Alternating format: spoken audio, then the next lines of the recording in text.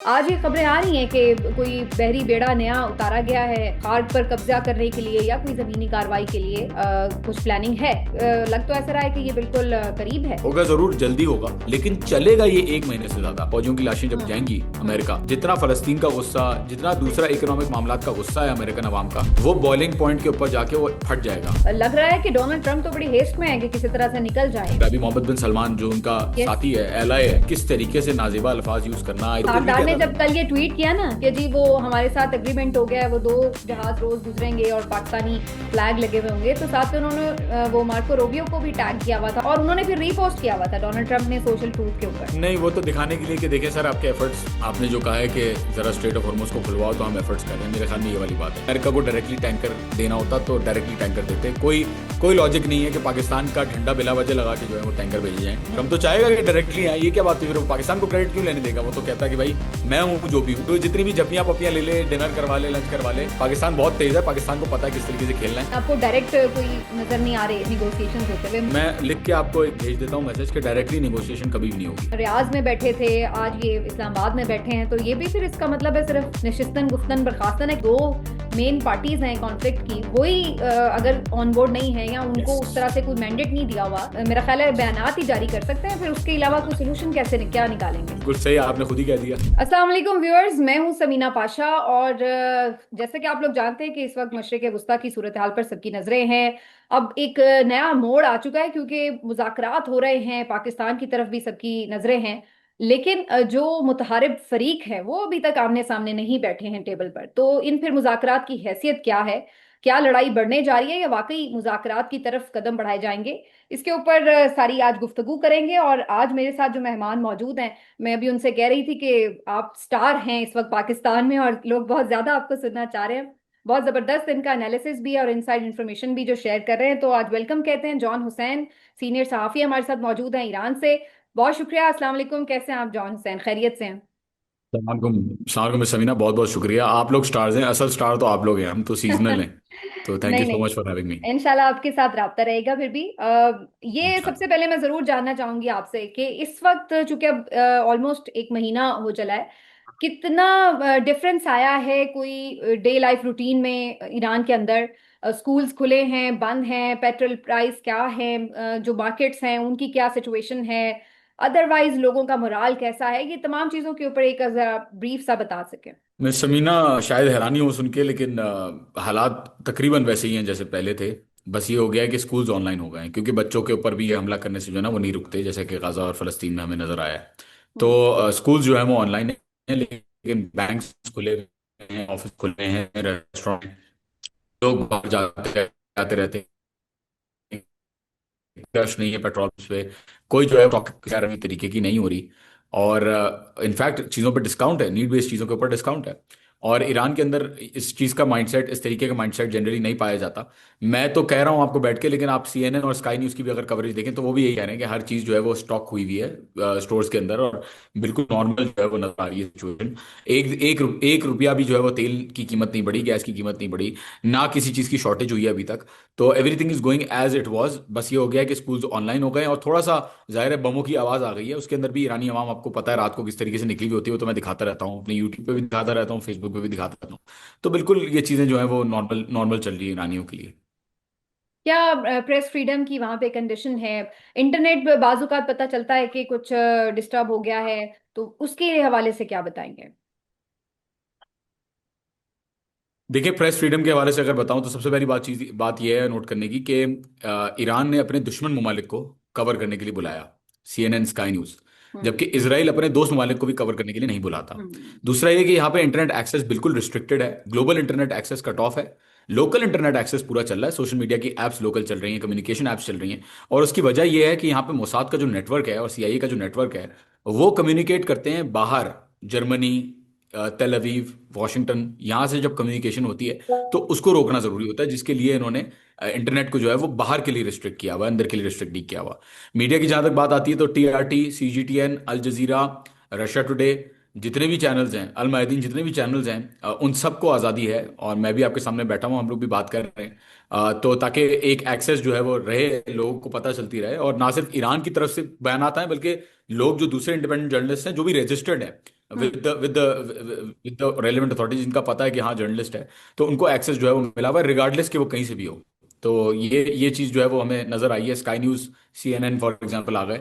तो यहाँ पे जैसा तासुर दिया जाता है कि बमबारी और जुल्म, और बमबारी तो चलें हो रही है, लेकिन जुल्म और जबर और ये सारी चीज़ें जो बोली जाती हैं, ये सारी चीज़ें हमें नजर आया कि वो सारा जितना भी राइट्स हो रहे थे उस वक्त, हमें नजर आया कि 9 दिन लीडरशिप के बगैर जब एक मुल्क चला और उसके अंदर कोई प्रोटेस्ट नहीं हुए, कोई रिजीम चेंज, कोई कू, कोई ऐसी चीज नहीं हुई, तो हमें नजर आ रहा है कि ईरानी अवाम जिस तरीके से एक्सपेक्ट किया जा रहा था कि खिलाफ है गवर्नमेंट के, उस तरीके से खिलाफ नहीं है। ऑल्दो यहाँ पे ऑपोजिशन बिल्कुल एग्जिस्ट करती है, शायद 10 से 15% लोग जो है वो अपोज भी करते हैं सिस्टम को, लेकिन ओवरवेलमिंग मेजोरिटी जो है वो साथ ही है। और अभी जो ऑपोजिशन है वो बिल्कुल भी अपनी आवाज जो है वो निकाल नहीं पा रही, क्योंकि इतना सेंसिटिव इशू हुआ है आयतुल्ला खामनाई की शहादत का, कि यहाँ पे जो है वो बहुत लोग बहुत बुरा रिटेलिएशन देंगे, पुलिस वगैरह रिटेलिएशन दे ना दें, लोग बहुत बुरी रिटेलिएशन देंगे किसी भी चीज के ऊपर। राइट। एक महीना, एक महीने के बाद ईरान कहाँ खड़ा है? कौन विन कर रहा है, कौन लूज कर रहा है?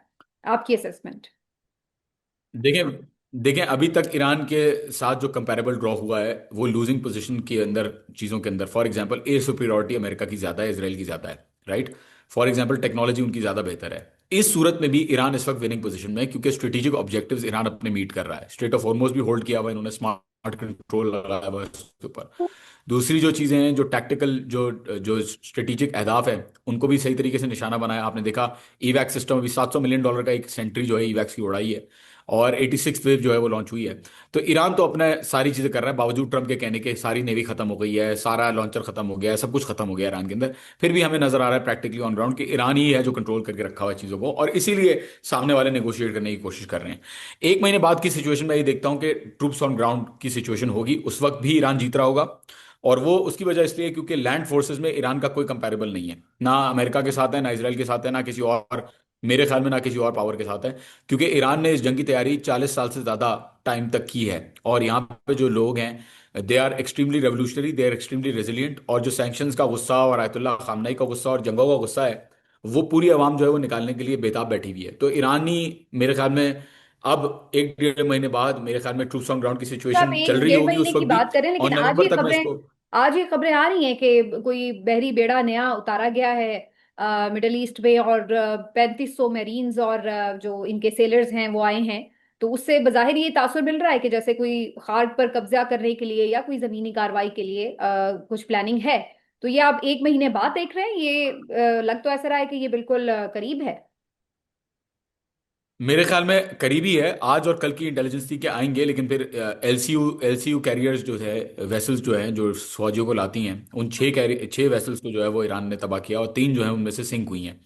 तो अब इसको थोड़ा डिले हो जाएगा, हो सकता है आज रात हो जाए, हो सकता है कि अगले हफ्ते हो जाए, होगा जरूर जल्दी होगा, लेकिन चलेगा ये 1 महीने से ज्यादा मैं समीना, मतलब उस वक्त तक सिचुएशन ये चल रही होगी कि वो लड़ाई कर रहे होंगे ऑन ग्राउंड। और हम्म। ये मामला मैं नवंबर तक खिंचता हुआ देख रहा हूँ, अल्लाह ना करे ऐसा हो, अल्लाह करे अच्छा। अमेरिका पहले से सबमिट कर ले, लेकिन हाँ। ये मामला मैं नवंबर तक खिंचता हुआ देख रहा हूँ। अच्छा, स्पेशली नवंबर तक क्यों आप उसको लिंक कर रहे हैं? कुछ अमेरिकन प्रेसिडेंशियल इलेक्शंस के साथ, मिड टर्म के, या कुछ और वजूहत? जी, I think mid term elections में जो चीज़ें होने वाली हैं, और मिड टर्म इलेक्शंस के दौरान पॉलिटिकल जब अपनी स्पिरिट सबसे ज़्यादा होगी, और ये नहीं है कि डोनाल्ड ट्रंप को फॉर्मली जो है वो इम्पीच किया जाएगा या कुछ किया जाएगा, बल्कि जब ट्रूप्स ऑन ग्राउंड होंगे और जब फौजियों की लाशें जब हम्म। जाएंगी हम्म। अमेरिका, तो अमेरिकन अवाम के अंदर जो सेंटिमेंट है कि इसराइल के लिए वो जंग लड़ रहा है, अमेरिका अमेरिका के लिए नहीं लड़ा, वो अभी भी प्रेडोमिनेटली एग्जिस्ट कर रहा है।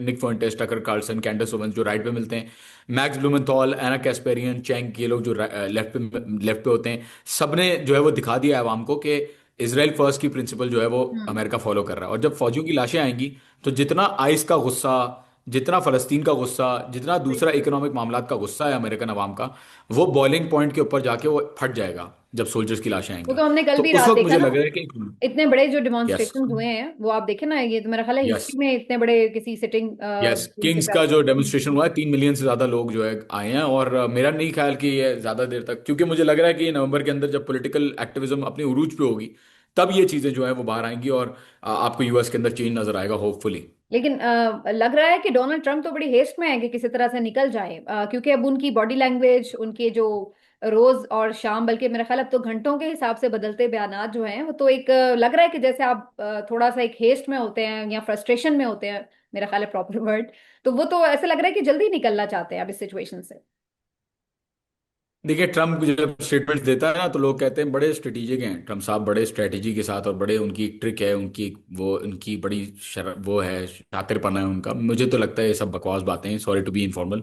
मुझे लगता है कि वो बंदा कुछ भी बोल देता है, कभी भी बोल हाँ। देता है, उसको कोई ख्याल नहीं है कि वो क्या बोल रहा है। अभी मोहम्मद बिन सलमान जो उनका यस। साथी है, एलाई है, साथ दे रहा है, उसके बारे में किस तरीके से नाजेबा अल्फाज यूज करना, आई थिंक कुछ भी कह के डोनाल्ड ट्रम्प जो है वो बाद में फिर उनका पीआर ग्रुप और दूसरे जो है वो कहते हैं कि नहीं जी ये स्ट्रेटेजी है और जो भी है। तो वो तो जो भी कह रहा है वो अपने दिल में डील भी कर रहे हैं। उनकी कल एक दिन वो रात को सोएंगे और सुबह उठ के बयान देंगे कि मैंने डील कर रही है, सक्सेसफुल हो गई डील ईरान ने, और कह रहे हैं कि ईरान मुझे सुप्रीम लीडर बना रहा है और मैं जीत गया हूं। 6 दफा हाँ। कह चुका है वो बंदा कि मैं जीत चुका हूं। तो वो तो कुछ भी कहते रहते हैं, उनको असल में जल्दी नहीं है। मैं समीना, मैं आपको बताता हूँ हो क्या रहा है। ना सिर्फ अमेरिका बल्कि इसराइल बहुत शिद्दत से चाहता है कि ये जंग खत्म हो जाए, क्योंकि इसराइल के आपने आर्मी चीफ के बयान देख लिए, हम्म। आपने मेयर्स जो उनके टाउन्स के हैं, उनके बयान देख लिए कि भाई हम हार गए हैं, तबाही हो गई है, यहाँ पे बर्बादी हो गई है। इंडियन जर्नलिस्ट जो बाहर आ रहे हैं वो कह रहे हैं लाशें पड़ी हुई हैं बंकर्स के अंदर। तो ये इसराइल चाहता है कि ये जंग खत्म हो जल्द से जल्द। अमेरिका का तो चाहत का कोई सवाल ही पैदा नहीं होता, क्योंकि अमेरिका इस जंग के अंदर आए इसराइल की वजह से। हम्म। तो अमेरिका की तो चाहत देखी नहीं जा सकती, क्योंकि अमेरिका तो इंटरेस्ट है ही नहीं कि अमेरिका अटैक करे ईरान के ऊपर, कोई थ्रेट नहीं दिया सच।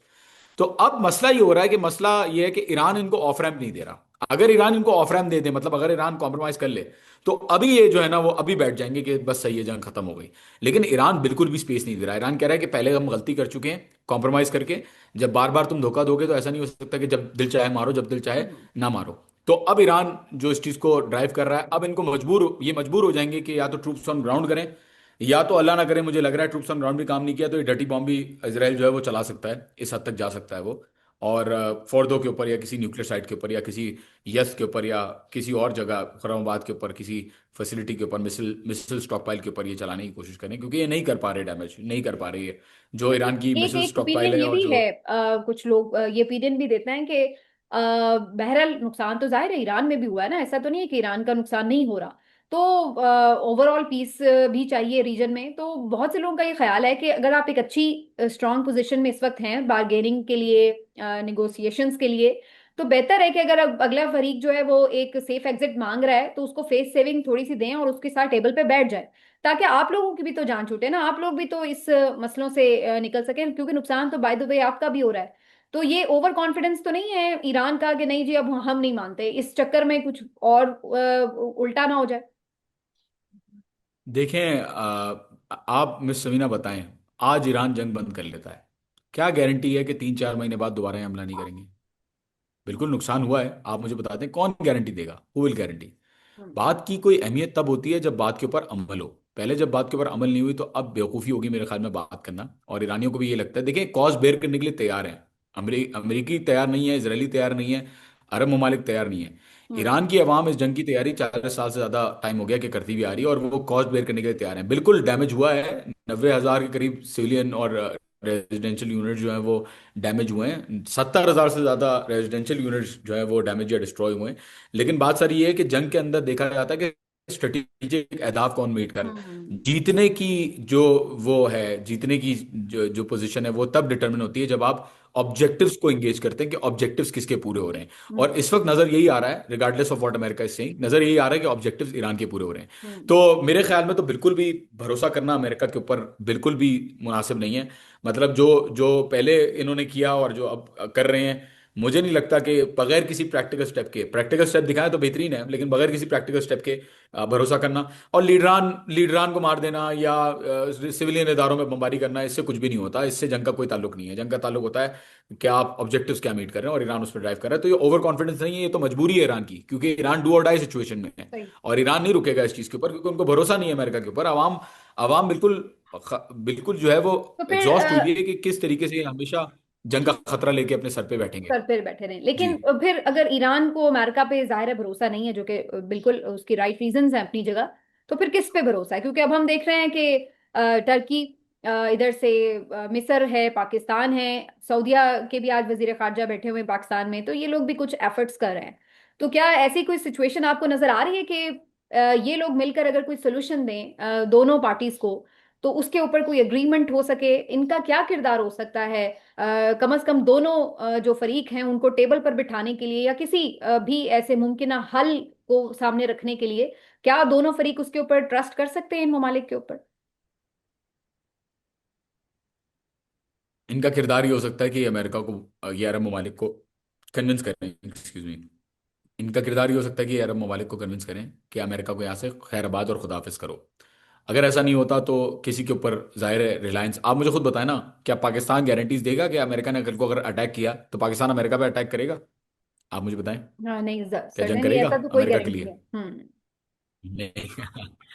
कोई गारंटी नहीं है, कोई भी नहीं करता मिस समीना। और पहले भी तुर्की और ये सारे हम तो ममालिक बल्कि ने ये देख रहे हैं, अमेरिका को बोला था कि भाई सऊदीया के अटैक नहीं साथ तो करो। हमारा डिफेंस पैक्ट था कि जी सऊदीया के ऊपर अटैक होगा, और हम तो ये सुन भी रहे थे कि जी वो मीटिंग हो जी गई है और वो जी बात भी हो रही है और कुछ मीटिंग्स भी हो रही थी वगैरह, लेकिन हमने नहीं देखा कि जी पाकिस्तान जी। एक्चुअली जो है वो ईरान के खिलाफ कोई अगेंस्ट खड़ा पाकिस्तान हो बहुत जाए। होशियार, पाकिस्तान बहुत समझदार, पाकिस्तान की क़यादत बड़ी दानिशमंद है। उनको पता है कि ये जो है इस मामले में नहीं फंसना है बिला वजह।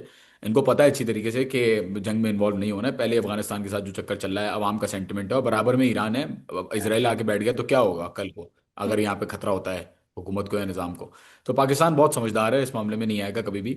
और अमेरिका और इसराइल के साथ लड़ाई करना ही नहीं सिर्फ, बल्कि 7 अलग ममालिक के अंदर उनके बेसिस पे टारगेटिंग करना। साइप्रस के अंदर आपने देखा यूके के बेस के ऊपर अटैक हुआ, फ्रांस के अंदर आपने देखा कि फ्रांस के बेस, सॉरी, इराक के अंदर आपने देखा कि फ्रांस के बेस के ऊपर अटैक हुआ। डियोगो गार्सिया के ऊपर जो है वो मिसाइल दागने में रुके नहीं। तो सबको पता है, सारे मुल्कों को पता है कि इस जंग के अंदर जितना दूर रह सकें उतना बेहतर है। तो हाँ, फिर ये मीडिएशन लोग, ये कराएं, जो अच्छी ये बात है। बैठे हुए हैं, ये क्या कर रहे हैं? इनको क्या मैंडेट नहीं है ईरान की तरफ से? कोई, चले मैंडेट तो दूर की बात, कोई ग्रीन सिग्नल भी नहीं है कि ठीक है आप लोग स्टार्ट करें निगोशिएशंस, हम उस पे देखते हैं कि क्या हो सकता है। दो चीजें में समीना हो सकती हैं। एक ये हो सकता है कि प्रैक्टिकल गारंटीज की शक्ल में ये माहिदा अभी जो बैठे हैं अरब ममालिक प्रैक्टिकल गारंटीज के तौर पर कहें कि भाई हम अमेरिका को खुदाफिज कर रहे हैं या खैराबाद कर रहे हैं। दूसरी चीज़ ये हो सकती है कि मजम्मती बयान आ सकता है। और मजम्मती बयान में भी क्वेश्चन है, सवाल है कि ईरान की तरफ से जो जारियत हो रही है उसके ऊपर क्या बयान आएगा, उसके ऊपर आएगा या उसके चांसेस ज़्यादा हैं। अमेरिका की तरफ से जो जारियत हो रही है उसके ऊपर क्या बयान आएगा, उसके चांसेस कम है। तो ये दो चीज़ें हो सकती हैं। यहाँ पे प्रैक्टिकल स्टेप लिए बगैर कोई भी निगोसिएशन सक्सेसफुल नहीं होगी। और अभी जो निगोसिएशन हो रही है, अभी जो बैठ रहे हैं, अभी हम्म। जो अरब ममालिक के साथ टेबल टॉक्स हो रहे हैं, वो देखिए पाकिस्तान इस पोजीशन में है कि वो कन्विंस कर सके इन सारे ममालिक को कि आप जरा अमेरिका को खुद हाफिज करें। और उम्मीद है कि ऐसा ही हो। वरना इसके अलावा जो भी हो, बयानात पहले भी आए हैं, अभी भी आते रहेंगे, कोई फर्क नहीं पड़ेगा इससे। आपको लगता नहीं है कि कोई बहुत ज्यादा बड़ी डिमांड है ईरान की तरफ से? एक तो ये होता है ना कि आप ये कहते हैं कि चले जी आप अटैक्स कर रहे हैं, आप अटैक्स बंद कर दें, अगर आप जंग बंदी चाहते हैं, आपकी ये डिमांड समझ में आती है। आप आइंदा हमला नहीं करेंगे, ये बात भी समझ में आती है कि इसकी कोई आप रिटर्न अग्रीमेंट दे दें, या कोई बीच में बिठा बिठा लें जिसको भी तय करके, और फिर उसके ऊपर आप कर लें, या कोई और कंडीशंस रख लें, ये भी बात समझ में आती है कि जो डैमेज डैमेज रीपे करने की बात हो रही है वो भी समझ। लेकिन ये कहना कि जी दूसरे ममालिक जो हैं वो अमेरिका के, ये तो सीधा सीधा आप उनको डायरेक्शंस दे रहे हैं, उनको डिक्टेट कर रहे हैं। आपको नहीं लगता कि ये कुछ थोड़ा सा ज्यादा ईरान डिमांड कर रहा है?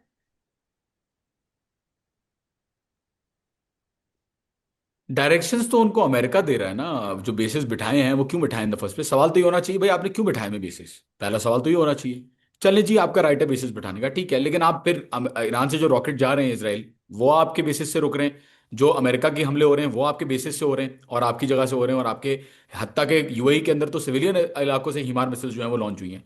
तो डिमांड नहीं है, ये डिक्टेशन नहीं है, ये रिक्वायरमेंट इसलिए यूज की हुई है क्योंकि पहले से ही इन द फर्स्ट प्लेस जो बिठाए हुए थे बेसिस, वो इनके लिए बिठाए हुए थे, ईरान के लिए। आप मुझे बताएं ना, कौन से अरब मुल्क के अंदर बेसिस से इसराइल के ऊपर हमला हुआ है? वो हम्म। 41 मुल्क की फौज जो बनाई, वो कहाँ है? वो हम्म। क्या कर रही है गाजा के अंदर? उसने क्या किया है? तो ये जो बेसिस बिठाए थे मिस समीना, ये बेसिस तो बिठाए ईरान के खिलाफ थे। तो हम्म। अगर ये डिमांड नहीं करें, लेट सपोज ईरान ये डिमांड नहीं करता, तो ईरान क्या डिमांड करे? कि आप एक काम करें, रिटर्न अग्रीमेंट दें, फिर 4-5 महीने बाद आप इस, जो रिटर्न अग्रीमेंट P5+1 के बीच में हुआ गारंटर्स के तौर पे Russia, China, European countries, France, UK और जर्मनी, जो गारंटर अग्रीमेंट में, इतने बड़े अग्रीमेंट में बैठे हुए थे, JCPOA agreement, joint hmm. Comprehensive plan of action में बैठे हुए थे, और उसको फाड़ के फेंक दिया, तो रिटर्न अग्रीमेंट की या किसी और चीज की तो बात ही नहीं है। हैसियत तो ही फिर नहीं। रह क्या गया? हम्म। आप मुझे बताएं, फिर रह क्या गया? तो वो अब मुझे एक प्रैक्टिकल बंदा स्टेप अगर ये हो मुझे एक सकता है बंदा कि वो जो है वो बेसिस मारे खत्म जा रहा करें। है, हम्म। हाँ, तो अगर एक बंदा मुझे मारे जा रहा है और सामने जो है उसने चौकीदार बैठाया हुआ है पड़ोसी के घर पे कि जाओ इसको मारो, जितना दिल चाहे मारो, और मैं बोलूं कि अच्छा जी आप मुझे कॉम्पनसेट करते रहें, आप मुझे पैसे देते रहें, हर हम्म। हर बार पिटाई लगाने के बाद आप मुझे कॉम्पनसेट करते रहें, क्या कोई कबूल करेगा हम्म। ऐसी ऐसी चीज? क्या ठीक। कोई मुल्क सही नहीं है। करेगा? तो आई तो थिंक क्या बिल्कुल किसी ये हमें तो किसी मिनिमम भी रंग डिमांड है, में इस बात का सविना, दिस इज खदशा अ है मिनिमम कि डिमांड। ये जो अरब ममालिक हैं ये भी फिर बकायदा खुद से स्टार्ट कर देंगे कि ईरान के ऊपर अटैक करना, या कोई बकायदा इस जंग का हिस्सा बनेंगे? ये तो बाकायदा जंग का हिस्सा शुरू से है, ये मिसकंसेप्शन है कि वो नहीं है, पहली बात। अच्छा। ये क्यों नहीं, हाँ क्योंकि ये क्यों नहीं भेज रहे अब फौजें वौजें, ये क्यों नहीं भेज रहे? पहली बात तो फौजें इनकी हैं कहाँ, ये मुझे आप बता दें, कौन से सिपाही हैं, कौन से सोल्जर हैं जो इनके पास लड़ रहे हैं? कौन लड़ेगा इनके लिए? सवाल ये है। दूसरा सवाल ये है कि अगर ये आते हैं, लेट सपोज जो भी जहाज वाज खरीद के जो भी ये आते भी हैं, किसी और के पायलट के अगर आते भी हैं, तो सवाल ये है कि इनका जो बाबल मंदब है, हूती जो बैठे में, हम्म। उनको तो रोक के रखा हुआ है अभी तक ईरान ने। मतलब वो तो सिर्फ इसराइल के ऊपर अभी फर्स्ट फेज में इसराइल के ऊपर अटैक कर रहे हैं, वो इसलिए नहीं आ रहे अरब ममालिक, इनका दिल तो बहुत चाह रहा है, ये कोई मोरालिटी के अंदर नहीं रुके हुए। हम्म। इनका दिल चाह रहा है कि अभी जाके जो है वो अमेरिका और के साथ कब्जा कर लें। ये हम्म। रुके हुए इसलिए क्योंकि इनको पता है कि 30% ग्लोबल शिपिंग कंटेनर की ट्रैफिक जो हम्म। बाबल मंदब से कंट्रोल होती है, और 7 मिलियन बैरल पर डे जो अभी रीरूट हो रहा है स्ट्रेट ऑफ हॉर्मुज से बाबल मंदब के थ्रू, इनको सही। पता है कि ये अगर आए तो बाबल मंदब पूरी तरीके से बंद हो जाएगा और इनको जो नुकसान है वो और ज्यादा बेयर करना पड़ेगा। तो ये इनकी मेहरबानी नहीं है, ये तो अमेरिका के कहने पे ना। आप देखें ना, मजम्मती स्टेटमेंट आया तो अमेरिका के लिए उन्होंने एक लफ्ज भी अमेरिका का जिक्र तक नहीं किया, नहीं और किया। ईरान को मजम्मत जो है वो ईरान के ऊपर ठीक। मजम्मत की। तो ये सारी बात ये है कि, और कतर बोल रहा है कि भाई आप चले जाएं, सऊदी अरब बोल रहा है, यूएई बोल रहा है आप चले जाएं यहाँ से। हम्म। अमेरिका को अगर बोल के दिखाएं तो बात है ना कि इनके हम्म। अंदर इतनी सॉवरेंटी है कि ये कोई फैसला अपने अपने राइट। तौर पे ले सकते हैं। ये अपने तौर पे कुछ नहीं करेंगे, जो अमेरिका कहेगा वही करेंगे मेरी नजर में। लेकिन ये स्ट्रेट ऑफ हॉर्मस से पाकिस्तान के फ्लैग वाले जो कुछ शिप्स हैं वो गुजारने की परमिशन मिल रही है, इसके ऊपर भी थोड़ी क्लैरिटी चाहिए कि ये पाकिस्तान के लिए जो आ रहे हैं शिप्स उनको गुजरने की है, या फिर ये जो इस वक्त दूसरे ममालिक को पाकिस्तान अगर पास ऑन कर दे, क्योंकि ट्रम्प ने तो ये क्लेम किया कि जी वो पाकिस्तान के झंडे लगे हमारे लिए आ गए शिप्स। तो इस पे क्या ईरान की पॉलिसी क्या है? ये उनकी कंसेंट कॉन्सेंट से पाकिस्तान कहीं और भेज सकता है? नहीं, मैं सर ना डोनाल्ड ट्रंप को माफी मांगनी चाहिए कि इस तरीके की बात उसने की पहले, कि ईरान ने नाउजुबिल्ला, ईरान ने पाकिस्तान को टैंकर दिया और पाकिस्तान ने फिर जो है वो टैंकर आगे दिए। ईरान को अगर डायरेक्टली अमेरिका को कुछ देना होता तो वो डायरेक्टली देगा, पाकिस्तान के झंडे लगा के क्यों देगा? कश्तियां तो जाएंगी ना अगर अमेरिका के लिए आ हम्म। रही हैं तो। तो हम्म। ये तो माफी मांगनी चाहिए ट्रम्प को कि किस तरीके से उसने एक दुश्मनी क्रिएट करने की कोशिश की ईरान और पाकिस्तान के दरमियान। हम्म। और हमें जो है वो नजर आ रहा है अब जो टैंकर जाएंगे वो पाकिस्तान के लिए ही जा रहे हैं। अब पाकिस्तान बहरहाल किसी को दे आगे, वो दूसरा सवाल है, और अगर मतलब ऐसा होता तो आप देख लेंगी कि क्या यहाँ पे क्या रिएक्शन होगा, बट बहरहाल पाकिस्तान ऐसा नहीं करेगा, पाकिस्तान के लिए ही दिए हैं टैंकर्स, पाकिस्तान को खुद की वेसल्स की जरूरत है कि वो तेल पहुंचाए। और कोई टैंकर मिले भी नहीं है डोनाल्ड ट्रंप को, अगर OSINT की रिपोर्ट्स देखें, अगर आप ब्लूमबर्ग की रिपोर्ट हम्म। देखें, तो हम्म। उनके खुद का मीडिया कह रहा है, उनका ठीक। मीडिया जो झूठ बोलता है ईरान के मुताबिक, उनका अपने मामले में सच बोलता है। तो उनका मीडिया खुद कह रहा है कि जो है वो नहीं आया कोई टैंकर वैंकर, कुछ भी नहीं आया। तो क्योंकि हम ऐसी लोग बातें इसलिए भी ट्रम्प तो हैरान हो रहे थे कि ट्रम्प तो कुछ भी साहबदार ने कहता जब रहता है। कल ये ट्वीट किया ना कि जी वो हमारे साथ एग्रीमेंट हो गया है, वो दो जी। जहाज रोज गुजरेंगे और पाकिस्तानी फ्लैग लगे हुए होंगे, तो साथ में उन्होंने वो मार्को रोबियो को भी टैग किया हुआ था और एक दो और लोगों को भी टैग किया हुआ था। तो इस पे फिर सब लोग एक सवाल करते अच्छा। थे उनको और उन्होंने फिर रीपोस्ट किया हुआ था डोनाल्ड ट्रंप ने सोशल ट्रूथ के ऊपर। अच्छा। तो इस चीज पे भी सब वो वो हो रहे थे कि ये चक्कर क्या है, ये हम अगर कोई ईरान के साथ आपस की डील कर रहे हैं तो उसमें हमें अमेरिका को ऑन बोर्ड रखने की क्या जरूरत है आखिर? नहीं, वो तो दिखाने के लिए कि देखें सर आपके एफर्ट्स, आपने जो कहा है कि जरा स्ट्रेट ऑफ हॉर्मुज को खुलवाओ, तो हम एफर्ट्स कर रहे हैं, मेरे ख्याल में ये वाली बात है। जहां तक बात रही टैंकर अमेरिका को देने की, तो अमेरिका को डायरेक्टली टैंकर देना होता तो डायरेक्टली टैंकर देते। कोई कोई लॉजिक नहीं है कि पाकिस्तान का झंडा बिला वजह लगा के जो है वो टैंकर भेजे जाएं। तो इसके अंदर कोई लॉजिक नहीं अच्छा। है। ट्रम्प तो चाहेगा ना कि डायरेक्टली आए, ट्रम्प हम्म। तो चाहेगा कि डायरेक्टली आए, ये क्या बात हुई? फिर वो पाकिस्तान को क्रेडिट क्यों लेने देगा? वो तो कहता है कि भाई मैं हूं जो भी हूं, पाकिस्तान क्या चीज़ है, मैं हूं भाई। तो ऐसा नहीं है ये कोई नहीं नहीं, आजकल तो वो डोनाल्ड मेरे ट्रम्प ख्याल में आपको, पाकिस्तान को बड़ा क्रेडिट दे रहा है, आपने देखा नहीं? इतनी तारीफें होती है दिन रात। हाँ, तो वो वो वो जितनी भी झपियां पपियां ले ले, डिनर करवा ले, लंच करवा ले, पाकिस्तान बहुत तेज है, पाकिस्तान को पता है किस तरीके से खेलना है। वो जितना भी कर ले, पाकिस्तान इन बातों में नहीं आने वाला, पाकिस्तान को पता है किस तरीके से मनूवर करना है। और पाकिस्तान को पता है कि ईरान से टैंकर लेके अगर वो अमेरिका को देता है तो ये ईरान जो है वो रास्ता बंद कर सकता है, बिल्कुल जैसा भी है, जाहिर है ऐसा नहीं करेगा पाकिस्तान, लेकिन पाकिस्तान को पता है कि ऐसी चीज भी हो सकती है।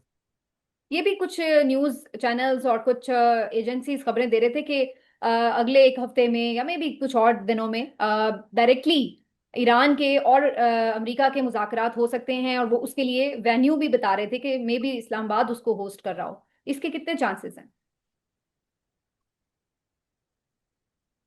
मिस समीना, मैं यही कहूंगा दोबारा, जब तक कोई प्रैक्टिकल स्टेप, अगर तो प्रैक्टिकल स्टेप्स उठा लेता है अमेरिका, अगर तो बेसिस खाली कर देता है, तो शायद बैठ जाए, शायद, उससे भी शायद है, जबकि मना कर दिया कि हम निगोशिएट नहीं कर रहे। ईरान की तो पोजीशन यही है कि हम निगोशिएट नहीं कर रहे, नहीं करेंगे।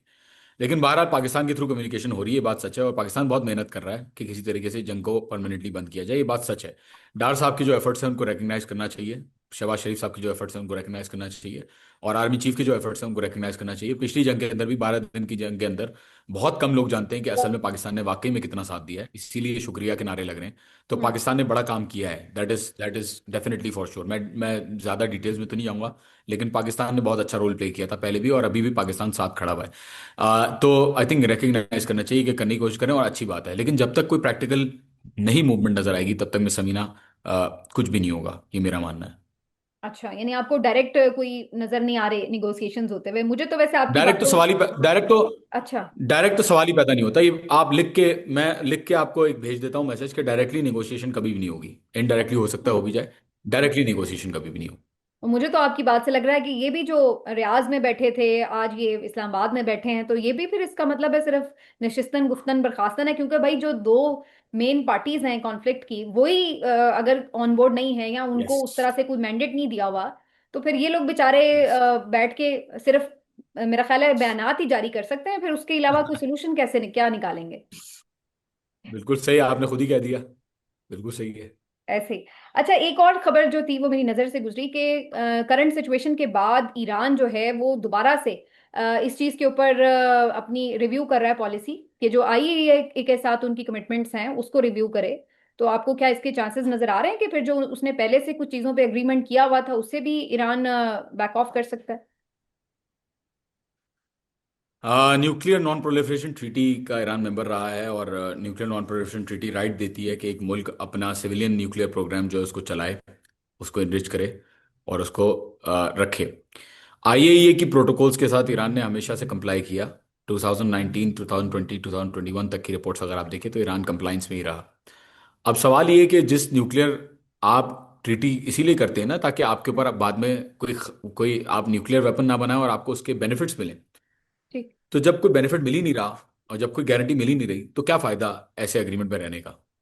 तो इसलिए जो है वो हो सकता है कि अलग हो जाए एनपीटी से। अच्छा, ये तो बड़ी खबर आपने दे दी है। यस। अच्छा, लेकिन कुछ लोगों का वैसे ये भी ख्याल है कि ईरान ने अंदर ही अंदर कुछ सिलसिला जारी रखा हुआ है, अभी तक शो नहीं किया। तो ऐसा कुछ नहीं है? अगर होता तो कुछ हम देख रहे होते, उसकी अलग से भरम हो में नजर आ रहे होते हैं।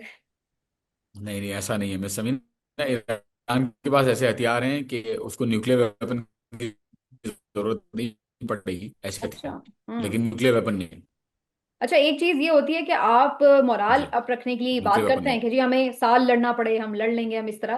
पर एक होता है कि आपकी ग्राउंड रियलिटीज क्या हैं। तो ये जो बात की जाती है कि हम 6 महीने इसी रफ्तार से लड़ सकते हैं या एक साल इसी तरह टफ टाइम दे सकते हैं, रियलिटी बेस्ड आपका एनालिसिस या असेसमेंट क्या है? ईरान कितनी देर कंटिन्यू कर सकता है इस जंग को?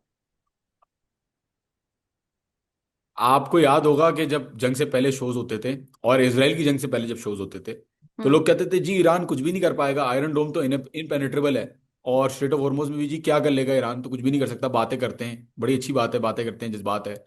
और ईरान के पास तो इतनी काबिलियत नहीं है कि वो अमेरिका की माइट के साथ, उसकी जो बम्बार हैं, B2 बम्बार हैं, उनके साथ मुकाबला कर सके। मिस सबीना, बार बार ये जो बुत बनाए हुए थे ना अमेरिका ने, बार बार उन बुतों को तोड़ा है ईरान ने। पहले आयरन डोम के बुत को तोड़ा, इसराइल के ऊपर अटैक करके। और जो जंग के अंदर हुआ, जिस तरीके से वो भीख मांगते हुए आए कि भाई प्लीज जंग खत्म करो, कतर के थ्रू मैसेज भिजवाया कि यार जंग खत्म कर दो। और फर्दों के ऊपर जो ड्रामेबाजी हुई वो तो आपके सामने नजर आ गया। आज कह रहे हैं कि न्यूक्लियर प्रोग्राम इनका चल रहा है, सब कह रहे हैं, आईएईए भी कह रहा है, डीआईए असेसमेंट कह रही है, सीआईए कह रही है, सब कह रहे हैं कि भाई न्यूक्लियर प्रोग्राम तो हिट नहीं हुआ इनका। तो पहले भी बुत तोड़े ईरान ने। और स्ट्रेट ऑफ हॉर्मुज की जो बात रहती थी कि स्ट्रेट ऑफ हॉर्मुज तो जी कुछ भी नहीं कर सकता ईरान, ज्यादा से ज्यादा माइंस बिछा देगा, माइंस के बगैर ईरान ने कंट्रोल किया हुआ है, माइंस नहीं बिछाई नहीं, माइंस के बगैर वो पास हो रही हैं, कश्तियां जा आ रही हैं। तो ईरान ने बुत पहले भी तोड़े हैं और ईरान अभी भी बुत तोड़ रहा है। F-35 भी एक बुत था बहुत बड़ा, जिसको कहते थे कि जी हिट भी नहीं कर सकता, कुछ भी नहीं हो सकता, वो तो यूं चलता है तो वो उल्टा हो जाता है, तो वो अल्लाह ताला की तरफ से जो है अलादीन के चिराग की पावर्स हैं उसके ऊपर। तो देखें, ये सारी बातें हैं और बातें ही रहेंगी। प्रैक्टिकली तो रियलिटी हमें ये नजर आ रही है कि अब तो ईरान ने वो बार खुद बार मुंह से बुत तोड़े मान हैं गए और वो हैं। तोड़ रहा है। अब तो डोनाल्ड ट्रम्प ने मुंह से जी नहीं जी मान लिया जी जी। कि जी बिल्कुल हम एक्सपेक्ट नहीं कर रहे थे कि इस तरह का जवाब जो है वो आएगा। और ब्लूमबर्ग ब्लूमबर्ग की मिस समीना, ब्लूमबर्ग की रिपोर्ट है, उनके अपने झूठे मीडिया की रिपोर्ट है, उनके अपने लिए, कि 16 मिलिट्री एयरक्राफ्ट ईरान ने जो है वो यस। डिस्ट्रॉय, डैमेज या डिस्ट्रॉय किए हैं, और इसके अंदर KC-135 स्ट्रैटो टैंकर्स इन्वॉल्व नहीं है, जो रिफ्यूलर्स हैं वो इन्वॉल्व नहीं है। हम्म। तो रियलिस्टिकली हमें देखना चाहिए कि अभी तक पोजीशन जो चल रही है वो यही चल रही है कि जैसा जो आयतुल्लाह खामनाई ने क्लेम्स कहा था ना थे कि वो ऐसी पूरे मार, किए उन्होंने। ईरान ने क्लेम्स हाँ पूरे हाँ, किए। उन्होंने कहा ऐसी मार पड़ेगी कि दोबारा नहीं आओगे, दोबारा नहीं आओगे। और का भी मिसाल दी उन्होंने और कहा कि नमरूद, फिरौन, जो ये लोग हैं, इनके खिलाफ भी अल्लाह ने जो है वो किया है। तो अंडर एस्टिमेट नहीं करनी चाहिए लास्ट इस क्वेश्चन, चीज को। मैं देख रही थी कुछ लोग ये भी क्वेश्चंस उठा रहे थे कि आयतुल्लाह खामेनाई शहीद को अभी तक तदफीन नहीं उनकी की गई, या उनका उस तरह से अभी तक उनका कुछ मालूम नहीं पड़ा कि कब कैसे तदफीन की गई, अगर की गई है तो इस पे क्या अपडेट्स हैं? क्यों नहीं किया गया अगर ऐसा है अभी तक? देखें, इस्लाम में एक कॉन्सेप्ट है कि अगर आपका बदला पूरा नहीं हुआ, अगर आपके साथ जुल्म हुआ है, और अगर आपके साथ मजलूम की आपने वो नहीं की, तो आप तदफीन को तब तक डिले कर सकते हैं जब तक जो बॉडी है वो सही कंडीशन में रहे। मतलब बॉडी, अब तो मॉडर्न मॉडर्न सिस्टम्स में बॉडी को सही रखने के लिए स्टोरेज फैसिलिटीज हैं और बहुत सारी चीज़ें जो कर सकते हैं। तो इसलिए अभी तक जो है वो तदफीन नहीं हुई है। तदफीन तभी होगी जब बदला बदला पूरा होगा जी। और उसका कोई सेट अहदाफ हैं कि कब बदला पूरा होगा? अभी डिस्क्लोज? जब जब ये जंग जीत जाएंगे मेरे ख्याल में, तब जो है वो कर देंगे तदफीन। तब तक बॉडी जो है वो इज्जत के साथ सेफ स्पेस के अंदर स्टोर्ड है। बहुत बहुत शुक्रिया आपका John Hussain, thank you so much. आपके साथ बात करके बहुत अच्छा लगा और इंशाल्लाह दोबारा भी आपको जहमत देंगे। अपना ख्याल रखें नाज़रीन। ये था आज का हमारा प्रोग्राम। उम्मीद है आप लोगों को बहुत सारे क्वेश्चंस के आंसर मिले होंगे। इंशाल्लाह अगले व्लॉग में फिर आपसे मुलाकात होगी। अपना ख्याल रखिए। अल्लाह हाफिज।